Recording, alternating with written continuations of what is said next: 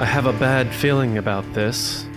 The first line of dialogue from Obi-Wan Kenobi ever in Star Wars, from the live-action timeline standpoint. And we're going to talk about that and more, and what did he mean on this episode of the Resistance Broadcast. So thank you, everybody, for joining us. I'm John. That's James. Good luck to our co-host, Lacey Gilleran, who is today, I think. Yeah, as you're listening. Her son. Yeah. So make sure as you listen to this episode, you take a moment and wish Lacey good luck online. I'm sure even sitting in a hospital bed, she will be on social media at some point. But yeah, good luck to you, Lacey. Obviously, we talk to you almost every day, and hope all is well, and we'll see you soon. Yeah, James, we have to talk about this on our main discussion later. But first, to open things up here, I know, we get into Star Wars and stuff, but Ghostbusters trailer. Oh, yeah. What'd you think? I loved it, man. Yeah, I this was one of those things. I was looking for a different trailer, and I was like, did that come out? And I was like, oh, no, it didn't. Oh, what is this? Oh, Ghostbusters. And the funny thing is that I started it, and I saw it as an ad on YouTube earlier, and I skipped it because I was like, I don't know what this is. This looks like a car commercial or something. Like the way that starts, it was just like, it's a scorcher. And I was like, all right, I don't know what that is. Skip. And I was like, oh, this is that thing I saw earlier. That interesting that I didn't put together that it was Ghostbusters. Regardless of that, yeah, I didn't praise greatly Afterlife or anything. I wasn't like super pumped on it. I saw it once. I would like to go back and maybe rewatch it again and sort of take in the lore a little bit more. But I wasn't like totally amazed. And then I only recently brought up, I was like, are they ever going to do another one? And I think you were like, yeah, they're filming it. Like it's already like really close. And I was like, oh, cool. So when the trailer came up, I was like, I got to check this out. And I got to say, this excited me way more than Afterlife. I was like, oh, that's neat for Ghostbuster fans. But I saw this and I was like, everything about like the characters that are involved and how they're dressed, the lines work, the fact that you're seeing the original Ghostbusters very clearly, whereas last time it seemed like it was more of a cameo or a surprise. This one, they seem to be involved at least for a significant portion. Well, of Winston, the movie. Like the end credits of the first one, Winston's clearly very successful in other businesses, so he's going to help them finance them. So he's going to be involved.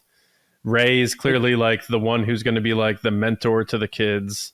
Yeah, and Venkman probably pops in. The lore person, too, like who can explain. I mean, that's in the trailer, but Ray, he always was like that. They called him from his bookstore and stuff. Yeah.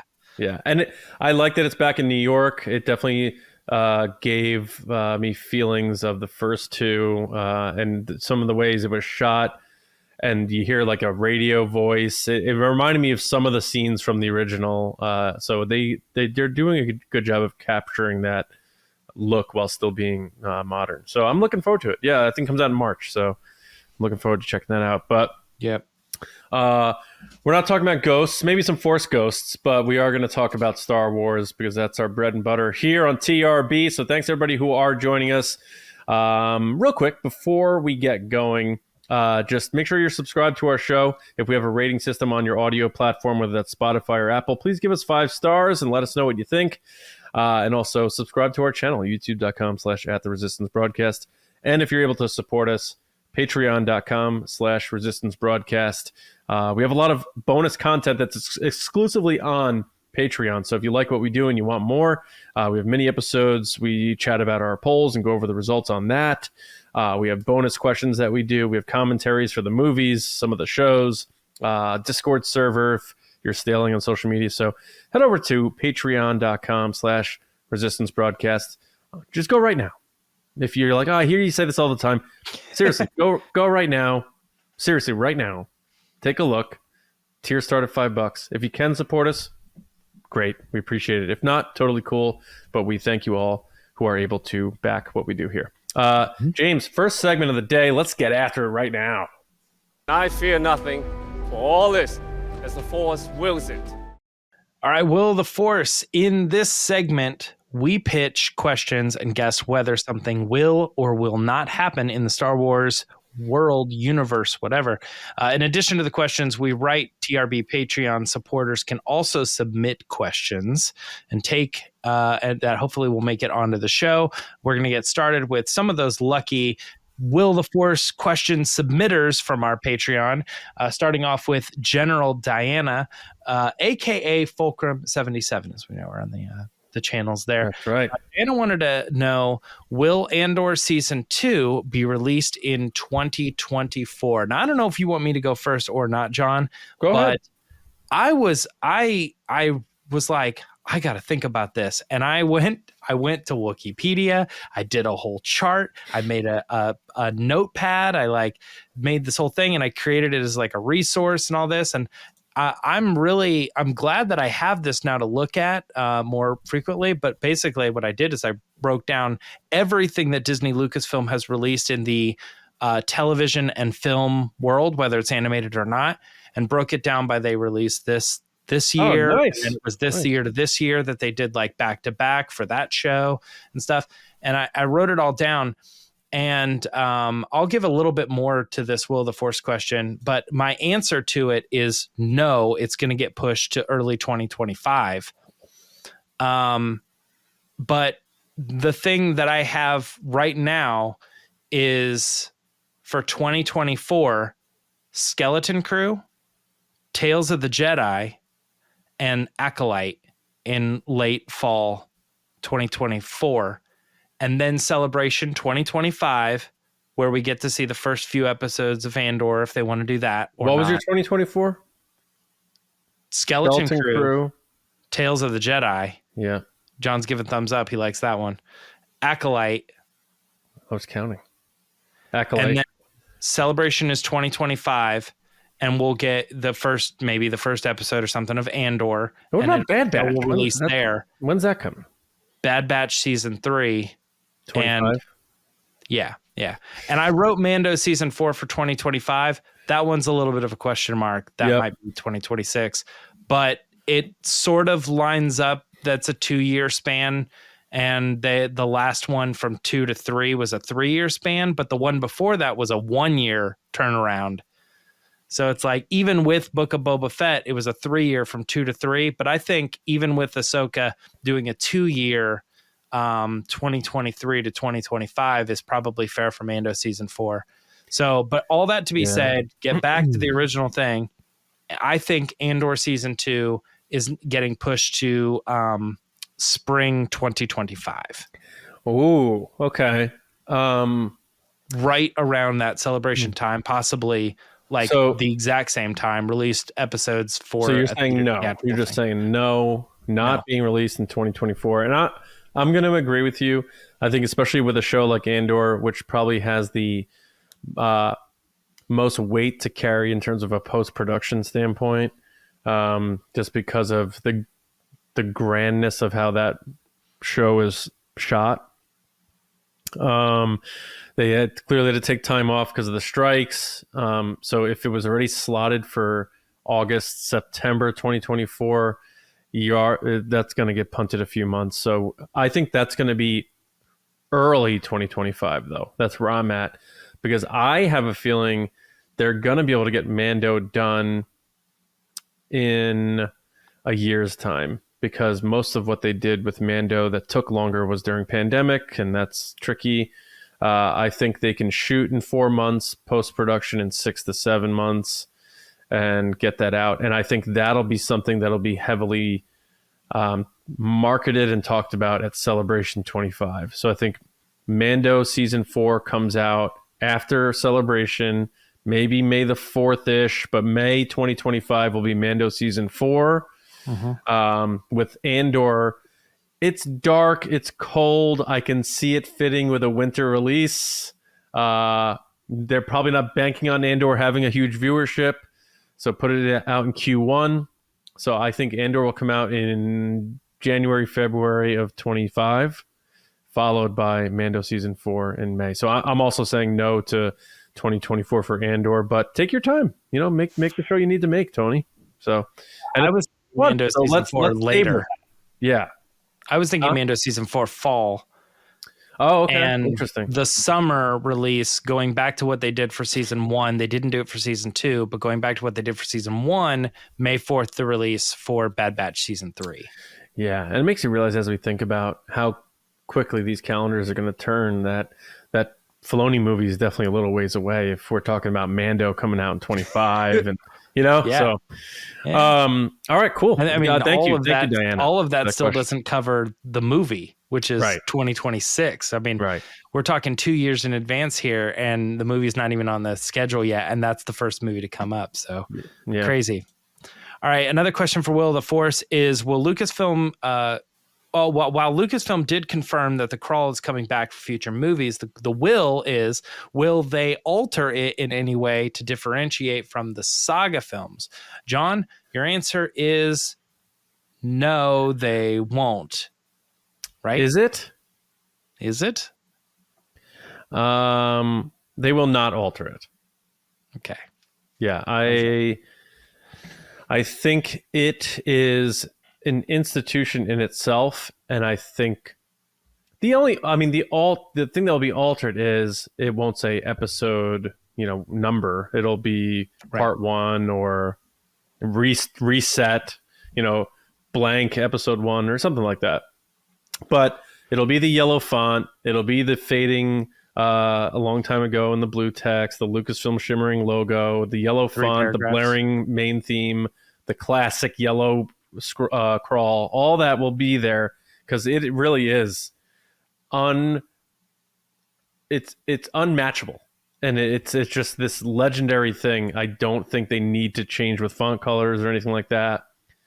I think it's good the way it is. Leave it exactly as it is.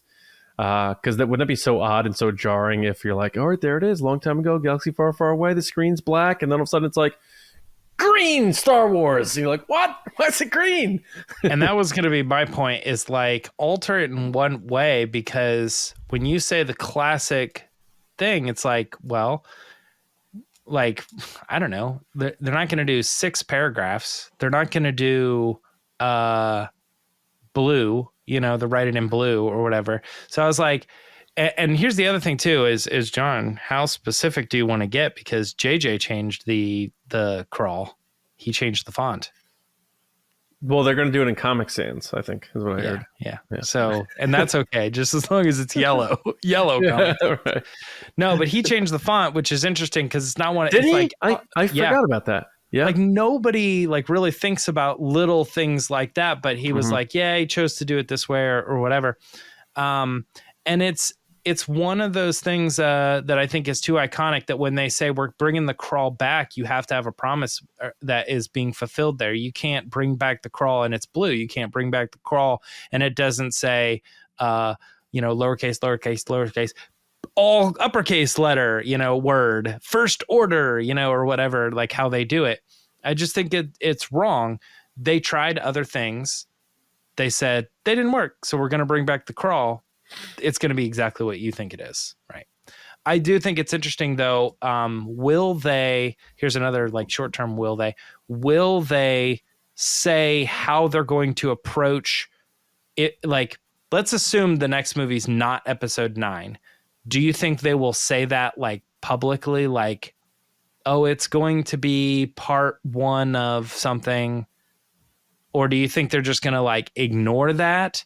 And then the movie comes up and it just says like, it says A New Beginning, which we all know is the title. And then like part whatever. Mm-hmm. Or like, do you think we'll find that out at the crawl? Or do you think they'll like tell us that information beforehand? Or do you think it's episode... I said 9. I mean, episode 10 is what I meant to say. No, we'll know what the title is before the movie comes out. It'll be revealed that trailer style where they split the Star Wars logo and they show... Right, but I don't know if they always called it Star Wars The Rise of Skywalker. Like episode 9 was not part of it, but that's part of the crawl. It will be called Star Wars : whatever it is. Okay, yeah. So you don't think the Rey movie is episode 10? I don't think so. Okay. Although I'm beating around the bush. That's not really what I'm asking. I'm asking something different, but that's ultimately the truth of what I'm asking. Though I'll be honest, it would not surprise me at all. So, yeah. All right. Like if Disney can fool people into the feeling again, not to say that it won't be good or anything, but if they could say like episode 10 continuing the story and like try to get that feeling I don't know, back. man. I just don't know how you do it. Disney will do whatever they want to get butts in the seats. But anyway, what do we got? We have another one coming from one of our patrons. This one is from Commander Stephen Bowman. Thanks, Stephen sent us in the question, will Din Djarin make an appearance in Skeleton Crew? Man, my gut says no, because if they're going to have any connective tissue, if they're going to have connective tissue, I'd like it to be a different character. But what we talked about on Thursday's TRB Live, this seems like a lock. John, take it over because I got to drink some water. Sure. Yeah. I think he will, because I think they have an opportunity to have these 4 new kids interact with Grogu. And I think that could be something special. Think Gremlins with Billy and Gizmo, anytime, or Flight of the Navigator. Like, think about anytime there's this weird creature with kids and how the kids get it, but maybe the adults don't. That's right in the ET, like, and they're saying this is an Amblin type of feeling. I think it would make a lot of sense to get Grogu in there, and if he's in there, I think Din Djarin's in there. So I think almost the question is, will Grogu make an appearance? And I think we've talked about it before in a previous episode, but we've had like 5 million of these, so I'm not sure when we've talked about it. But I think he will make an appearance in Skeleton Crew. So while I agree with you, the one thing that you were talking about with the kids and the Grogu thing, while that makes a lot of sense, I feel, and no one, I must be crazy because I don't think I've seen this anywhere else, but I remember watching the Skeleton Crew trailer, and there is a scene that when the door opens up, they show Teak from the Star Wars Ewoks movies. Oh, wow. That character, Teak. They open the door, and he's there standing in the door, and no one's talked about that. But that's what I saw. I recognized him immediately. I'm like, oh my gosh, that's Teak from. So they're canonizing that creature, that character. So to me, okay, if that is the case, then it makes me think that is Skeleton Crew's Baby Yoda, the creature that the kids are going to interact with. So you think they're going to be on Endor? Well, he doesn't necessarily have to be on Endor. That's true. Yeah. They could do something else. Also, it doesn't necessarily have to be Teak specifically. It could be a creature of that species and they gave him a new name, but obviously it's a nod. And also too, if I remember correctly, that creature was like, he was like a speedster. He would like speed around. And I was like, the physics of that might not feel very Star Warsy anymore. So I don't know if they would do that or not, but again, nobody has said that. So, and there were a lot of diehard Star Wars fans in that theater that saw that. So I might be crazy, but regardless, there was some small puppety creature that opened up. So it may not be Teak, but that could still be the thing that the kids interact with as that like Amblin puppet thing. I mean, you're reading the Teak leaves. The Teak leaves. I'm reading between the Endor redwoods. I can't see the forest through the redwoods. Right. Yeah, so look into that if anybody else wants to try to find like a leaked trailer or something, so you confirm that for me on Twitter. Let me know. But we don't condone it. We don't condone it. We don't condone it, but it's out there for everybody. Yeah. But I don't know. Maybe I'll look myself. But let's see here. What's our last Will the Force question? And it's, will you buy your kids any Star Wars things for Christmas this year? John, any chance any younger Hoey household members are going to get Star Wars toys? I think so. At least one. Neither one has shown massive interest yet, but I still think they're too young. So I think that is coming with time. But if I see something that I'm like, oh, they're gonna love this, then yes. So I can see myself buying something. It's just not going to be like a bunch of Star Wars stuff. It might just be one, maybe two things. But yeah, I think I definitely will. How about you? I don't think so. I'm gonna stick to the things that I know that he really likes or really wants. So lots of Mario, lots of Pokemon, stuff like that. Mm-hmm. But I think I'm in the same boat with you. Haven't really shown any great interest in Star Wars. I almost feel, not saying that you're doing this, but I almost feel like if I were to buy him like a Star Wars thing, it would be like, come on, buddy, like the thing that I like. Mm-hmm. And anytime I've ever attempted to do that, it just doesn't, work. And I don't necessarily want to do that with Star Wars. I've said that multiple times. Like, if he's not into Star Wars, that's fine. That's my thing. I want him to be into his own stuff. So if he doesn't have any interest in Star Wars, I don't want to go out there and try to buy him a toy and be like, oh, but you don't understand. The Mandalorian is so cool, But then Right. Christmas morning, he opens a gift and Santa gets him a Star Wars thing anyway. That's true. That's always fair, Yeah. So with that being said, let's wrap up Will of the Force this week and move on to the discussion. Obi-Wan once thought as you do. All right, James. So when I pitched this idea, you were like, really? This? I just said I quit. You were out. Yeah. But the discussion is, and I'm not saying people haven't thought this or talked about it, but I haven't seen people really talk about this. And I was watching, I wasn't even the movie. Is Teak in the Skeleton Crew trailer? Is that what the... Are we in a weird, what do they call it? When people think they see planes frozen in the sky or in the Matrix or whatever, a simulation. But the CD skipping on the TRV podcast, that's what's happening. Yeah. But no, I think it was some sort of montage of clips, and I remember it had Obi-Wan's first lines in the Phantom Menace. And basically what we're trying to get to here is, did Obi-Wan Kenobi sense Darth Sidious at the very beginning of the Phantom Menace? So the line, there it is. I have a bad feeling about this, says Obi-Wan in his very first line of the Phantom Menace. Now, the young Jedi goes on to explain his feeling that is quickly dismissed by his master Qui-Gon Jinn. But is it possible that Obi-Wan was actually sensing Palpatine from the start and then diverted? Not on purpose or anything. I'm not saying it was maliciously done by Qui-Gon, but so let's talk about it. So, James, I'm going to read the exchange first, verbatim, the quotes from the Phantom Menace. And then we can sort of dive into this. And not just this in a bubble of what this exchange is, but also what does that mean about Qui-Gon? What does that mean about Obi-Wan? What their inclinations are, their connections with the Force, what it means to focus on the present. Is that bad? Is that good? We can really branch it out, but here we go. So here's how it went down. Obi-Wan says, I have a bad feeling about this. And Qui-Gon says, I don't sense anything. Obi-Wan, it's not about the mission, Master. It's something elsewhere, elusive. Qui-Gon, don't center on your anxiety, Obi-Wan. Keep your concentration here and now where it belongs. Obi-Wan, but Master Yoda says I should be mindful of the future. Qui-Gon, but not at the expense of the moment.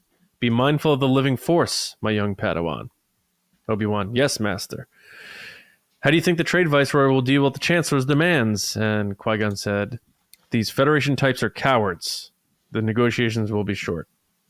So my take on it is that he was sensing Darth Sidious and this darkness, this plan, but sort of like how Yoda says, like, you can sense things, but it's clouded.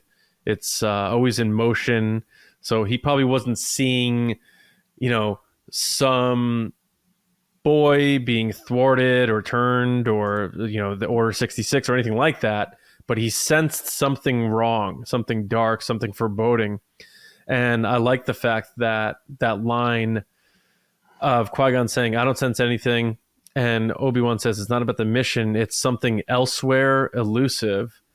And Qui-Gon sort of tells him, like, no, you got to keep your focus right here. And then Obi-Wan going, well, Yoda said I should be mindful of the future. And then Qui-Gon's like, no, not at the expense of what's happening right now. So it's almost like, I don't want to say Qui-Gon hindered some of Obi-Wan's connection with the Force and seeing the future, but a little bit, for the sake of how the Jedi operated, which is to not look to the future, to always be in the present. You know, like Yoda said to Luke, this one I've watched a long time, all his life, as he looked away to the future, to the horizon, never his mind on where he was, what he was doing. It seems like the whole creed of the Jedi was live in the now, and this is what matters now. But Obi-Wan was feeling something. And then, of course, soon after this, Sidious pops up talking to the Viceroy. So I'm buying in on this whole thought, but I want to see what you make of it. You didn't seem to be too terribly into the idea of the discussion, but what do you think of the idea in a vacuum that Obi-Wan, was it Sidious that he was sensing? Yeah, my thoughts on the discussion was a little bit more like it didn't seem even remotely like topical. It was just very like random scene. And I was joking like the discussion, while it has a proper title and obviously it's very thought through, my joke was sort of like, what was Obi-Wan thinking at this one particular moment in Star Wars? And it's like, I don't know what he was thinking, but let's talk for an hour about it or whatever. But but here's the other thing too, is that we actually talked with Lacey about this very, very, very quickly, very loosely, and her point of view was she never took it that way, but now that you say it, it makes perfect sense. Kind of like the G.I. Joe things, like. If anybody knows what I'm talking about. Yeah, what is that? Don't worry about that. If you get it, you get it. But if you don't, I don't want to explain it. But it's like, if you present it in that light, then yeah, it sort of makes sense. And I agree with her, because I think that is what George Lucas was doing for Obi-Wan. He wanted to paint Obi-Wan in a light that he was very wise and very open to certain things like that.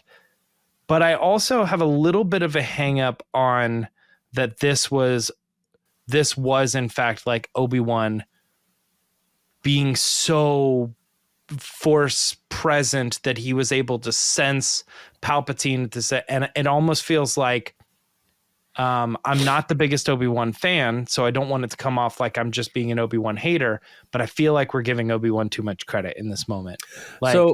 There's so many other Jedi Masters out there who would easily be able to be in tune with something. And I think that this really ultimately, like, let's have the discussion. Do we think it's George really writing this in for Obi-Wan Kenobi's character? Or do we think that it was just supposed to be a young Padawan who was still sort of learning how to be a Jedi? And he's like, his way of phrasing, it's not about the mission, it's something else, is just a way to be like, I can't really put my finger on it. There's nothing that I can point to. Like, it's not this mission. There's nothing wrong with what we're doing right now, but I'm just nervous. I'm nervous about the situation, and I feel uncomfortable. And I feel like it's giving Obi-Wan too much credit to be like, oh, he was able to sense that the Force presented itself to him, prevented the whole plan to him, and he was picking up on it very lightly. I don't know. It just feels like it's too much. Well, I don't think it's specific. I think it was a feeling. I think he sensed something dark. I don't know that Obi-Wan knows what the dark side feels like, because the Sith were extinct for a millennium or whatever it was, according to Ki-Adi-Mundi. But he felt something different with the Force that he didn't like. And the fact that he used the word elusive, which means hard to catch, difficult to find, it's almost like I want to compare it to like when you have a thought and it's on the tip of your tongue, and it's there somewhere, but you can't figure it out. So he knows something's not right. I'm not saying Obi-Wan's sitting there saying like, Something about Senator Palpatine of Naboo just popped into my head. I'm not sure what it is. I think he just felt something, a darkness, and he's not sure what it is, but he had to tell Qui-Gon about it because he never felt it before. And I think that's the extent of it, but that's all it needs to be. And I do think it was on purpose. I mean, aside from the surface level element of George Lucas saying, like, I want to feed the fans the thing, which is I have a bad feeling about this, and I want to do it. I was just about to say, like, all of the real. Subsequent dialogue is just because he wanted to say the line at the beginning, the first line, and then they have to make sense of that line. So he kind of wrote in some things. And that's very real, because I think George Lucas is as guilty as anybody when it comes to fan service in Star Wars. The fact that 3PO and R2 were there in the prequels is crazy, and the fact that they have Yoda knowing Chewbacca and Han almost shows up, and I mean, he's just as guilty as anybody of doing fan service, and I love it. So when I say guilty, I mean he does it just like anybody else does that people critique. But if fan service is a crime, count me guilty. Yeah, lock me up and throw away the key. Service this fan right here. But because Qui-Gon's his master, and Qui-Gon seems to be, even though he's sort of this rebellious Jedi in a way where he likes to march to the beat of his own drum, which we see evidence of as he pushes back. He's not a part of the council. He's a little bit of a rebellious Jedi in a sense. He's still part of that ilk of what he was trained to do, which is focus on the now and really just following the teachings of Yoda that we learned in the original trilogy. But if it wasn't for Qui-Gon to keep reminding Obi-Wan to focus on the now, could Obi-Wan have kept exploring that thought and discovered something a lot sooner? Like if Obi-Wan got to be Obi-Wan from Attack of the Clones, where he's a detective and he's on his own, granted for other reasons, but if he got to do that in Phantom Menace, would he have gotten closer to something than he did otherwise? So I just think that hypothetical is interesting, paired with the fact that I am buying the idea that it was Sidious he was sensing, but he didn't know it. I think because the word elusive to is Sidious very, are you getting? In terms of what? Because my thing is, like, when I hear that line, I am willing to, like, sort of just generally accept that maybe Obi-Wan is picking up on just like, forget that the Force exists. Like, let's just say that these are two people on a mission. The line and the dialogue of everything that's still going on, say they're both spies or something, right? And they just go into the room. It's like, I feel like one spy could say, I've got a bad feeling about this. It's nothing about the mission. We've planned it out. We obviously know what we're doing here. Like, I don't think anything's going to go wrong, but I still have this weird feeling. And then when something does go wrong, we just would chalk that up to, oh, he had an intuition, right? But I think because the Force does exist, we're now assigning it to what was it? What was the thing that put off the intuition? And I don't think it's supposed to be anything really more than just like a general intuition. But because the Force exists in this world, we're assigning it to a Force thing that he's picking up on. And if it is a Force thing, what is it? And if we have to go the Force route, I'm still going to say maybe it was just the fact that he was sensing that the mission wasn't going to go as planned. Everything on paper looked fine. So he was like, it's not about the mission, but it was in fact about the mission. He just couldn't put his finger on it. I don't think it's something like him, like, really, when you dive down to it, yeah, I guess Palpatine's at the end of why the mission didn't go properly. But what I'm trying to say is I don't think Palpatine at this time has like a Wi-Fi signal that Obi-Wan's able to like pick up on. No. And I believe Obi-Wan when he says it's not about the mission. I think he is close enough to the trials of becoming a Jedi Knight where he can differentiate and understand, compartmentalize his senses. I don't think he sensed Sidious in terms of disrupting what they were trying to do. I think he means just overall this disruption in the Force. What did Vader call it in A New Hope? Disturbance? A tremor in the Force. Like he felt something that he probably never felt before. That's why he couldn't identify it. And he said the word elusive, which I think really has the most weight out of all of these to point to it being Sidious. It's just a cool way. Like if you buy in on it, I'm not saying everyone should. I think it's also one of those things where maybe there is an answer. Maybe George Lucas would be like, that's exactly what I wanted to do. Right. Or it's just up to interpretation. So I'm not sitting here saying like, I think this is it. And I think everyone should get on board with it. I'm saying now me going forward, when I watch it, I'm watching it as though Obi-Wan did sense this from the very beginning. He didn't know what it was. And then he finally, in Revenge of the Sith, he starts saying things to Anakin like, be careful about your friend Palpatine, all that stuff. I don't know. My question would be that would give me so much closure, and I would love to know is, did Obi-Wan remember that feeling? And if he did, that would prove that is what that was. But I'm also glad that was not answered because now it's up to our interpretation. I'm totally cool if people are like, I don't think that is what he was sensing. That's totally fine with me. I just like the idea of talking about it. This is what's fun to me.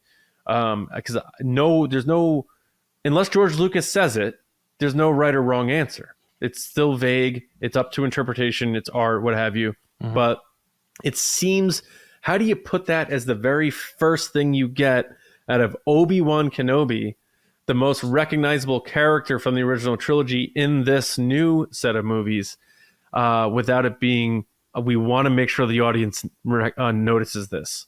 So I'm leaning towards, and if someone knows, if George Lucas did an interview about this, yeah, please, let us know, because I haven't seen anything. So I'm just going at this from not knowing. But I'm in on it. I like it.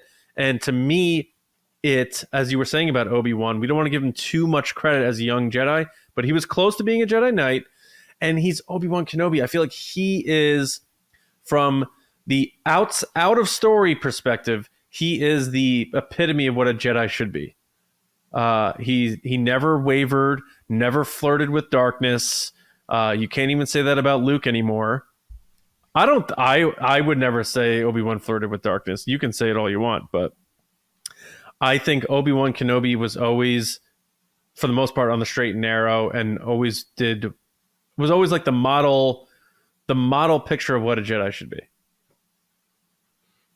Yeah. I mean, I don't want to turn it into like a why we like Obi-Wan or we don't, but like, I think so, man, I just feel like so many things about Obi-Wan are like, oh, he's the greatest. He never did this. And I'm like, he does that all the time, Like what? Oh, well, one thing is like, I know he never like, you say like Luke stood above Ben with the lightsaber. He never like stood over Luke, but he did the same thing that Luke did. Like he cut himself off from the Force. He obviously was like so depressed and stuff. He never stood strong in the Force. You know what I mean? He wasn't like going up against that. He obviously failed multiple times. So it's like, I don't understand why this is such a great Jedi.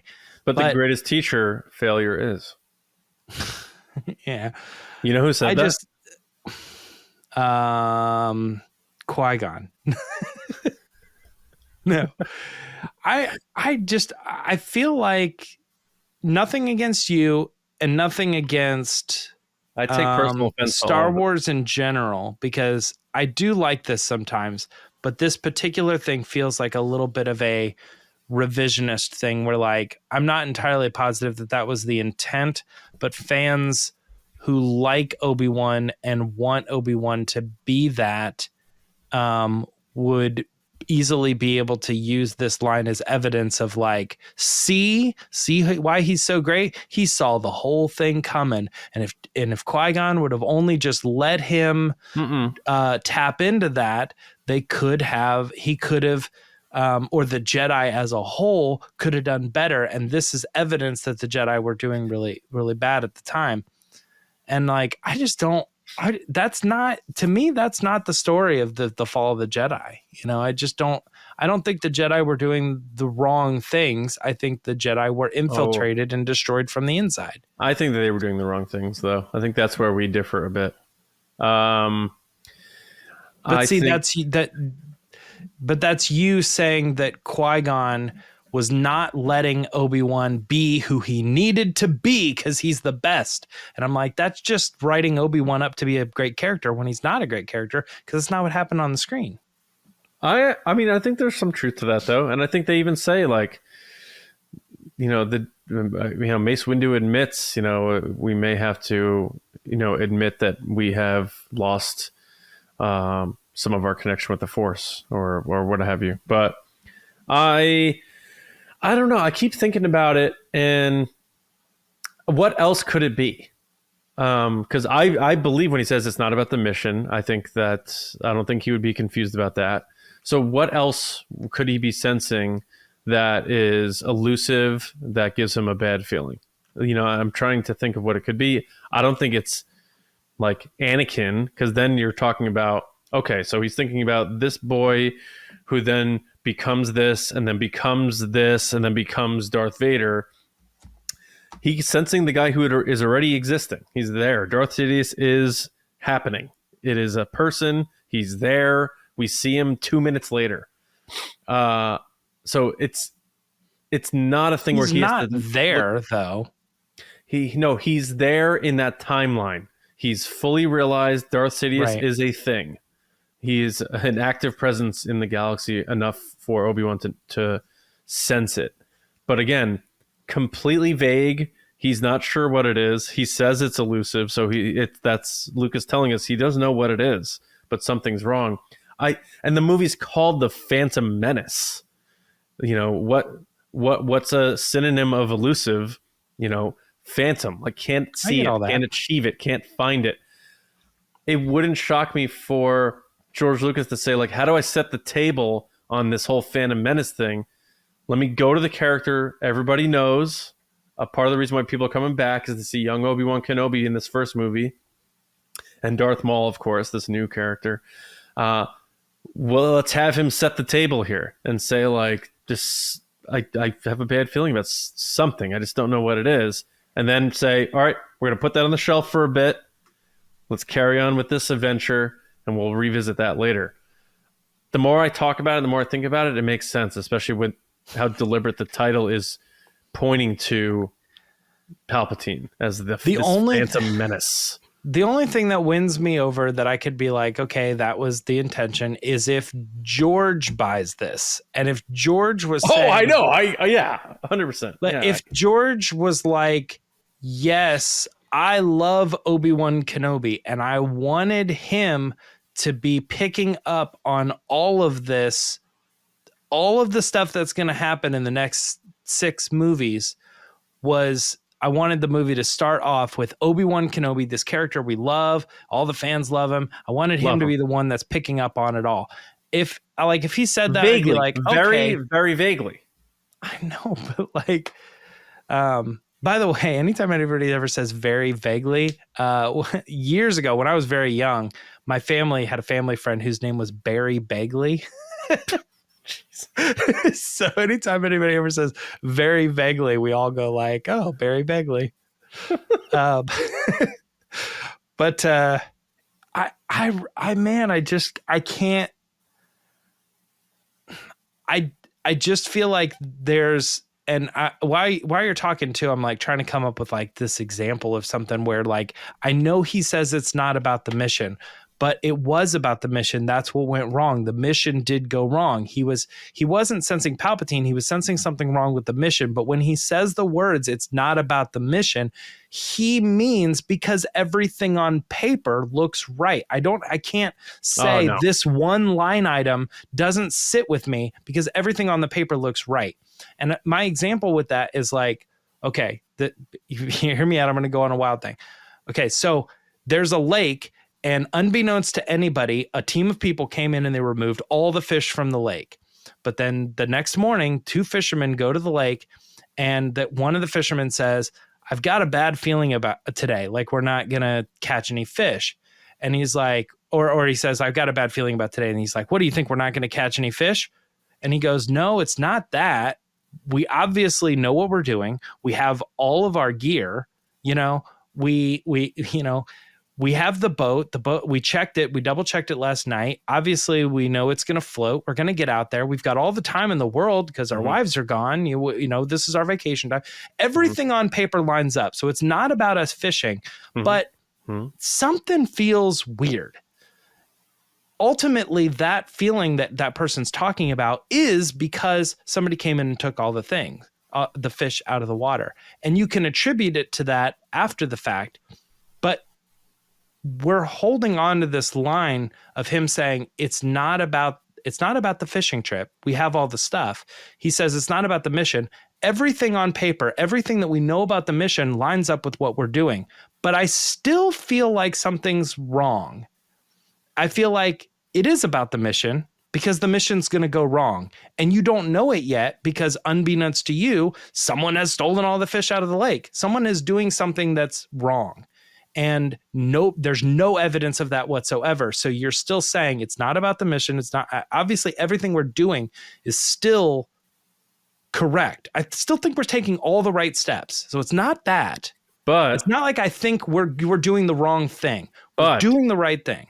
Even if that is the case and it is about the mission, but he doesn't realize it, it's still about Sidious in even a more direct way. Because Sidious is the one who said, kill the Jedi immediately. So either way you look at it, is he sensing that or just sensing a tremor in the Force?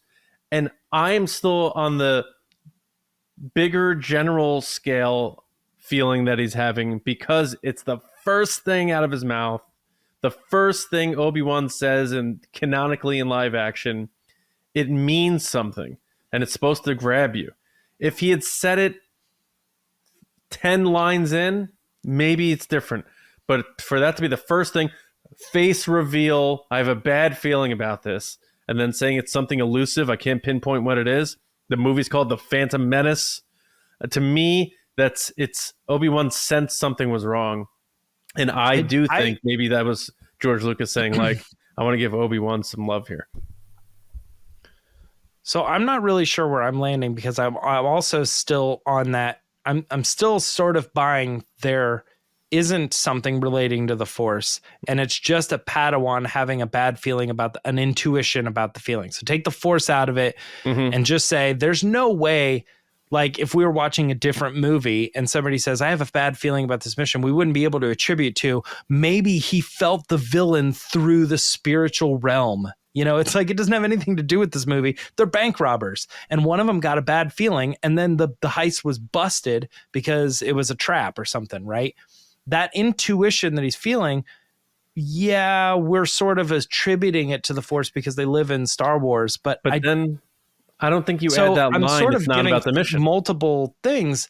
You just go all the way to the bad feeling he's having must be him sensing the bad thing in the Force, and then you go beyond that to say it's not just the bad thing, but it's the source of the bad thing that is ultimately the thing that he's picking up on. Sure. And he is the lone Jedi in the whole galaxy that's able to pick up on this because every other Jedi Master is completely clueless and they're unable to pick up on that. I think it's too far of a stretch to say we're giving Obi-Wan too much credit to say he was able to pick on this. It's more likely to me that it's just a young Padawan learner saying, I've got a bad feeling about this. There's something that just doesn't feel right. And it's like, it's not a bigger picture because the Force isn't putting that off at this moment. He's just got a bad feeling. But even Yoda, but Qui-Gon doesn't pick up on this. I know, but Yoda, Qui-Gon, all those dinosaurs were always saying, focus on the moment right now, where you are. So that teaching and that belief and that creed does limit exploring other things that could be that you are feeling. I think there are similarities between what Obi-Wan's dealing with here and what Luke was dealing when he was levitating Yoda and the rocks and saying he saw a city in the clouds, Han, Leia, they're in trouble. And Yoda says that's the future you see, but he's like telling him, like, you know, everything can change. You got to focus on your skills, focus on your training, focus on what you're doing. So it would make sense to me for Yoda to not take it that far, because he trusts the Force and he's not going to bring fear or worry into his mind about this thing. Whereas Obi-Wan is still kind of green. He's bringing it up because he's unsure of it, and he trusts Qui-Gon more than anyone, so he wants to get his like read on it. And Qui-Gon saying, you know, your anxiety's got the hold of you here. Keep your concentration right here in this moment. So, and I still stand on that's what Jedi should do. That's fine.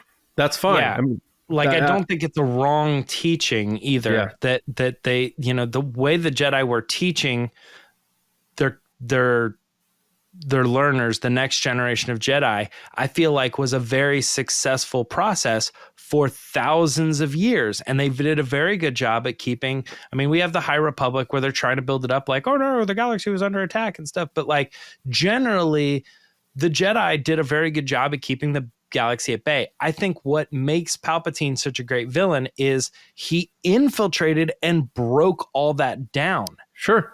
And so I'm like, it's not that the Jedi were making mistakes. It's not like if you train a task force of Navy SEALs to do the right thing and someone's like, I know how the Navy SEALs train. I'm going to come up with a way to break them that's outside of what they're expecting. So they go out of their way to figure out a way to break that SEAL team. And it's like, that just shows how good of a villain that person is. It's not that the SEAL team was doing anything wrong. They were taking all the right tactics that have worked forever against all sorts of scenarios. Those are the best ways to handle. I agree. Handling the galaxy as a whole. They were doing it right. It's not that their doctrine was wrong and they were falling away. It's that somebody implanted a virus into their system, and it's Palpatine, and he's right there and no one can see it, but the virus is spreading and they don't know how to fix it. I'm turning it into this other thing where I defend the Jedi code and what they were doing. And I don't like when people say that they were doing it wrong and that Rey's gonna fix all that and do it. Like Jedi should be able to have attachments. No, I don't think that's a good idea. I think that's a bad idea. And the one time that it did happen and get really close, also Obi-Wan had attachments and he was about to leave the order. So having an attachment, even in Obi-Wan's situation, was going to lead to him leaving or abandoning this concept that was the Jedi. So if all of them were doing that and all of them left for their wives or their kids or the whatever, then the Jedi code can't stand firm as a group of people. It's the attachments that would take them away from that. Anyway, regardless, I think Qui-Gon's doing the right thing and he's focusing on here. It is Palpatine, I guess, at the source of all of it. But I just think all this line is a reference to is, I feel like something's going to go wrong. And I don't want to give him this grandeur of like, he picked up on the whole plan. It's like, I just literally think it was like a kid being like, something feels wrong. I've never said I think he picked up on the whole plan or he like was going to figure it out soon. But you're saying he's sensing Palpatine up to no good. no other Jedi can do that. No, so I'm not saying he's sensing Palpatine. Okay. I'm saying he's sensing Palpatine. He doesn't know that he's Let me finish. all right, He doesn't know that he's sensing Palpatine. I understand that. Okay. I'm not saying. I just want to make that clear because right. It sounds like you're putting those words in my mouth that I'm saying he sensed Palpatine and no, I'm not saying. Yeah. To be clear, I know that Obi-Wan never said, "I don't trust that guy." I think he's until the third movie. Until the third movie. Right. Totally. Yeah. I totally understand that you're saying he's picking up on something that's bad. Okay, well, what's the bad thing? You're saying, I know. Well, it's Palpatine. I got you, like, dude. So he's sensing Palpatine. He senses the bad thing. The bad thing is Palpatine. He's sensing Palpatine. That's what I'm getting at. I don't see any reason for that dialogue to essentially kick off the movie because the dialogue between the pilots and Qui-Gon mean nothing. Like the substantial dialogue starts off with Obi-Wan taking his hood off and saying, "I have a bad feeling about this." You're starting your movie, the real meat of the movie, with that. I don't think Lucas starts his story off that way just so the audience understands that Obi-Wan feels bad about what's about to happen right now on this droid Federation ship. I think it's bigger than that. And when I again think about the title of the movie and the elusiveness of what a phantom is, and there's a menace, we don't know what it is, it's the Phantom Menace. I think that's him setting the table with that. Mm-hmm. So I'm more convinced than when I went into this discussion, but at the same time I want to be clear, like that's just how I'm going to interpret it. I'm not saying that's definitely how Lucas did it unless he ever comes out and says he did. But I also am totally cool with you not picking up on that. I'm going to watch it that way and interpret it that way. And I think it's totally cool if people don't, Yeah. I think like what it sort of comes down to is there's sort of like levels, because I 100% agree that the line is foreshadowing. It's there to foreshadow the fact that he is sensing something that is not going to go right. But then the levels of that are like, well, is he just saying that just like how any normal person, I said that before, like take the force out of it, how any normal person would be like, man, I just have a weird feeling about this. Then there's the other level of there's the force and is he just sensing some sort of like bad ripple in the force but the question for me is then why isn't Qui-Gon picking up on that? And then you have to get into all this doctrine, what the Jedi were doing at the time. And all of it just lines up to like, I just don't really buy that. And I think it's a lot easier to Occam's razor and just go back to like the kid just being like, I mean, literally it's the line, I've got a bad feeling about this. And it's nothing more with like this, like I said, this grandeur, not that you're painting it necessarily that way, but like Obi-Wan, best Jedi ever, was able to pick up on things that other Jedi were not able to because the Jedi doctrine is wrong. And Qui-Gon was trying to teach him something that is the wrong way to handle the Force. And all of this comes from one line that's just, I think on paper, literally supposed to be as simple as just like foreshadowing to like this mission isn't going to go the way that we think it's going to go. I mean, it's this part is not, in my opinion, not subjective. I think the whole, like one of the main points of the prequel trilogy is that the Jedi did fail massively. And even Yoda himself, one of the last lines he has in the whole trilogy is, "Failed I have, into exile I must go." Obi-Wan telling Anakin, "I failed you, Anakin. I failed you." Like that, all of those, and then Mace Windu saying like we need to admit that we've lost some of our connection with the Force. Like you can still fail but still doing everything right. I don't think they were doing everything right. I think how Mace Windu treated and handled Anakin was terrible. I think the pressures they put on him were bad. I don't know about that, man. That's so crazy to me. Yeah, but that's the way opinion. He was handling Anakin the entire time was right. No, Like, it they wasn't. should have Horrible. told the kid. They Horrible. should have told the kid, you're too old. You've No. got too many connections to your mother. I Then was sense Luke too something old? dark in you, and we shouldn't be pursuing this. They've said that from the very beginning. But guess what happened when they did pursue it? Then why they did opened the Obi-Wan and door for Yoda train Palpatine. Luke, What? who was 10 years older than Anakin, if Anakin was too old? That's all. How do you fix a situation that's already been broken? Exactly, because you broke it. No, Palpatine broke it. No, Palpatine The Jedi didn't. Palpatine saw the weakness, took advantage of it, like a true predator. No, That's what He happened. didn't see the weakness. He I mean, saw. You can view it how you want to view it, but I'm going to view it how I view it. And Yeah. the way I understand, themes and how patterns in storytelling, Lucas wanted to make it clear that all of these Jedi who were on this big penthouse on the top of the sky, it's just like our government was made for the people by the people, and now all these people in office are all millionaires. They're all well-intentioned, right? But they're all millionaires, and they're all billionaires, and that's like not what was envisioned. I see the Jedi the same way. They weren't supposed to be on this unreachable skyscraper in this private room, secluded from everybody. Hold on. So the Jedi are the bad guys.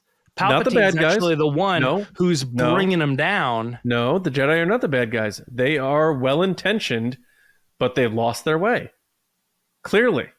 That doesn't line up for me. That doesn't make sense to that's me. okay that it doesn't line up for you. That's how the story plays out. For generations, these guys were the heroes of the galaxy. Everybody looked up to them. Everybody wanted to be a Jedi. It made a lot of sense. And they were fine doing the way they were doing. Somebody came in, got under their skin, just like, what's his name from Civil War? Like, somebody figured out how to break the Avengers. The Avengers are not the bad guys, but somebody figured out the way to break them up, start making them question what's going on, because we don't know. Why are we mad at each other? Why are we screaming at each other? Why are we fighting at each other? It's like, it's Palpatine. It's not me. It's not you. It's not how we've handled our lives. It's this other thing. Let me ask you this question. Do you think Palpatine hindered the Jedi's ability to use the Force? Do I think... Oh, man. Let's see. Do I think Palpatine hindered their ability to use the Force? No. But I think that because of his actions, it made them question themselves. Okay. Because it's like Palpatine gaslighting him. It's like the person who's being gaslit is like, I'm not the problem, but for some reason I feel like I'm the problem, and it's causing problems in my life mentally. I'm having all this anxiety and pressure because this other person is doing something to me, and it's not my fault. It's this other person that's doing this to me. It's not my life and my choices. So, yeah. So I think a lot of people causing them to. I think a lot of people not be able to created use Darth Force Vader. I think Anakin is the most to blame, because ultimately you have to, be responsible for your decisions and your choices. I think Palpatine's second most to blame, and I think the Jedi are third to blame. And why I asked you about Palpatine and what your thoughts on whether he could affect their ability to use the Force is because that line I was trying to find this whole episode, I just cheated and Googled. And what Mace Windu said is, I think it is time we inform the Senate that our ability to use the Force has diminished. So now you have them admitting that the Force ain't vibing with them anymore. And now that's either Palpatine's doing that to them, which says even more about them, that they're weaker than him, or that the Force is like, you guys lost your way. Here's my thumbs up. You guys lost your way so much that I'm not connecting with you guys anymore. Hold on. And then you have Obi-Wan telling Anakin, I failed you. And you have Yoda admitting to Bail Organa, I failed. I'm out. Right. It's like, it's a theme throughout the movie. They failed. But anyway, we're getting way off. path. I know. There's a business, right? And the business is fairly successful, and there's all the managers, and they've all been doing their jobs, and they've been there a long time. But somebody comes in and starts stealing money and sabotaging all of their plans and everything, and all the new products that are coming in are all ruined because they don't know what's going on. But at the end of the day, who does the blame fall on? Because they can't point the finger at the person who's sabotaging everything because they're sabotaging in secret. So who does the blame fall on? It falls on all of the managers, and the managers are going like, we don't know what's going on. Yeah, we used to be good at this work. job, and we're not good at it anymore. And I think it's at this point that we're going to have to say, I'm sorry, I guess I resign. I can't fix the problems. I don't know what's going on. But that and I think that's Mace Windu saying, I think we're going to have to admit to the Senate that we've lost our way. We don't know what's going on. And it's all of our fault. We've failed. I know people are going to say I failed, but like when those managers get fired, it's not because they failed or they were doing anything wrong. It's because somebody is sabotaging this company from internally.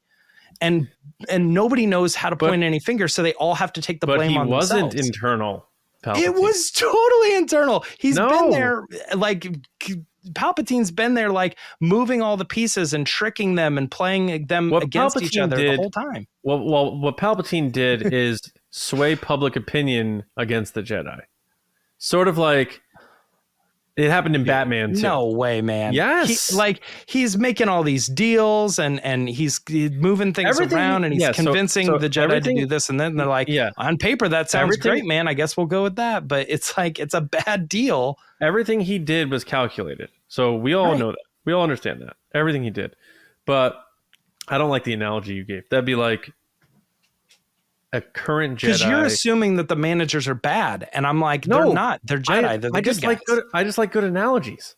So your analogy would be if a current Jedi stole 50 lightsabers, and they're like, we don't know where the lightsabers are. Let's fire the guy in charge of inventory for our lightsabers. That's what that analogy is. I think the Jedi in charge of lightsabers would be like, I'm sorry, but I have to step down because I don't know where all the lightsabers are. Anyway, it's on my watch.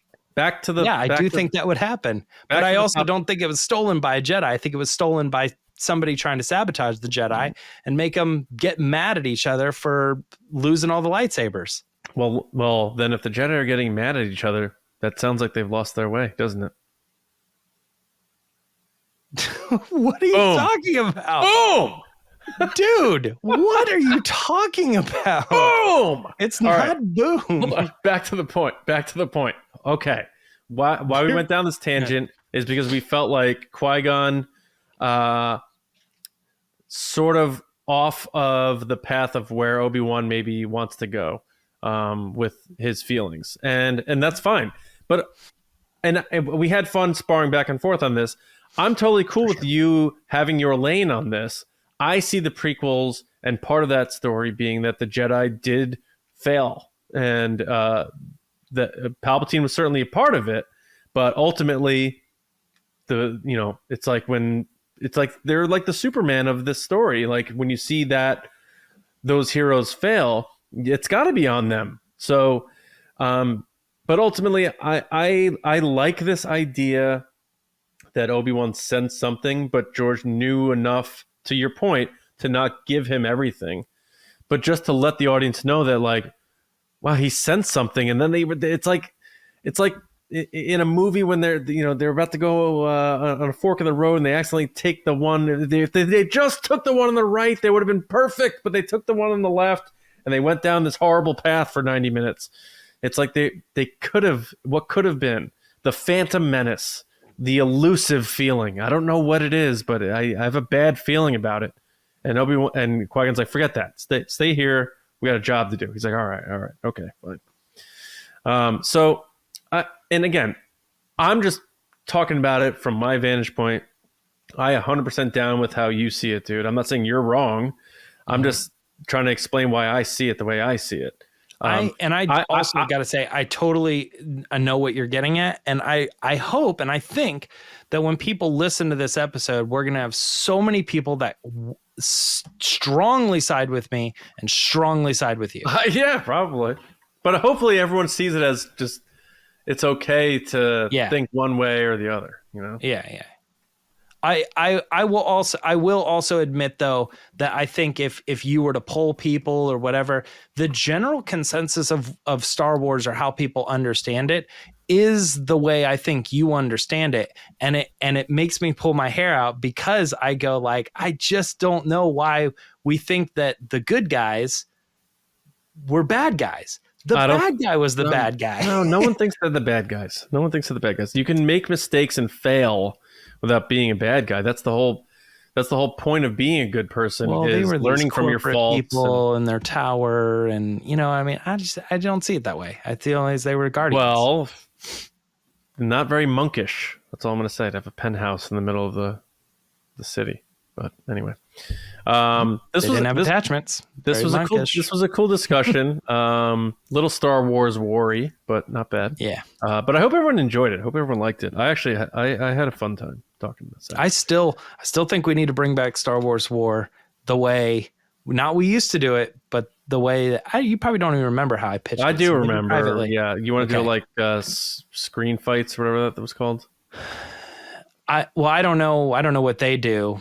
But my general pitch was that we choose two options, and then you have to roll and defend whichever one. Even if you don't agree with that way, you've got to come at it from the perspective. Yeah, it was like TV fights or one of those things. Like if I rolled the dice that the Jedi lost their way or something, I'd be like, oh, okay, but I know the rhetoric to say that could possibly win an argument. Yeah, but I don't know. I think that would be fun. Yeah, I do too. Because we'd all get a laugh out of me being like, Obi-Wan is definitively the best Jedi ever. Or the Kanan Jarrus stinks. Yes. Who cares about this character? What? Oh, a little animated kids show? It's probably cathartic. Literally, too. Nobody watched it. Nobody watched it. Well, Ahsoka comes out. So then you can't. Comes out. They mentioned Kanan. 99% of fans. Who cares? This character? I don't care. Then you can't be worried about people clipping out your clips. Yeah. All right. So we want to thank everybody for listening, watching, being a part of TRB. We hope you enjoyed this discussion. There's going to be multiple sides to it. Maybe there's a third side that we haven't even thought of. So let us know in the comments. Let us know on social media. Let's fire it up. Let us know what you think. Because again, like I said, unless George Lucas comes out and says this is correct, there's no wrong answer here. It's up to your interpretation and how you enjoy the movies. So please be sure to let us know wherever that may be, in the comments, social media, email. Hit us up. Let us know. We want to know where everyone's at with this. But ultimately, we hope you enjoyed it. We hope you had a good time listening to the podcast, because that's what matters most. And we hope you also enjoyed the Will of the Force topics as well. Before we get out of here, we mentioned Patreon at the top. I'm sure a handful of you hopefully signed up during this episode. If that's true, awesome. Thank you very much. If not, head to patreon.com/resistance broadcast and sign up. And we have to give a special shout out to these folks, our generals and our spice runners on Patreon: Carmelo, John RISI, Jetta Rosewater, Frank Grande, Nick Kratz, Chris Morales, Brian Smith, Matt Chitty, Danny, Mike Ramori, Matt Heath, Brendan McLaughlin, Sneaky Zebra, Colin Cormier, Jolt and Jedi DiMaggio, Diana and Dave Hornack, and then the Spice Runners: David Probus, Neil Shaw, Kendall Gelner, Andrew Staley, Jeremy Myers, Michael Fry, and THEFORTWORTHIAN. And all of our listeners, however you like TRB, however you support TRB, thank you very, very much. We appreciate it. And again, be sure to send all your best wishes to Lacey, as she is literally giving birth today, I believe. So hit her up on social media, send her your well wishes, and she'll be back after some time off. But she will return, of course. And she's still behind the scenes working on stuff for our Patreon too. For me, Johnny Hoey on social media, and my movie podcast, Just Like the Movies. Check us out on all podcast apps there. All right, James, how about you? You can find me on all social media at Myra Trunks. Okie dokie. James, anything else for our folks out there before we get on out of here? No, the only thing after we cut off, I was going to tell you, I might as well go ahead and say it now, but it just, this whole discussion to me reminds me of like the gray Jedi thing, when people are like, they see it as like balanced, you know, there's like equal light and dark. Oh, and stuff. really? And I like, didn't see it that way at all. I know. And like when that argument comes up, I'm like, no, that's not how it is. You know, it's like, it kind of just, it's like one of these things where like Star Wars can do whatever they want, but I hope they don't embrace that community to showcase that that's actually what's going on, you know? Mm-hmm. And I don't feel like to this day, they've really embraced this whole, like, no, it's a fact that the Jedi like were bad or failed or whatever, you know? And so I think that's what you keep crossing up bad and failure. And I find that a little odd, but I think that's what a lot of people think. Yeah. Like they were doing it wrong. you can do something wrong without being malintentioned. I guess. Yeah. I mean, I agree with that. Being human. All right. Thank you, everybody. James, you and I back at it Thursday. Mm-hmm. TRB Live, holding down the fort for the foreseeable future here. But we'll be talking Star Wars news, and with the strikes being over, thankfully, there's a good chance we're going to have some more news to talk about. So I'm excited to do that. So I hope you have a wonderful week. I hope everyone out there has a great week. And we'll see everybody next time right here on the Resistance Broadcast. See you around, kids.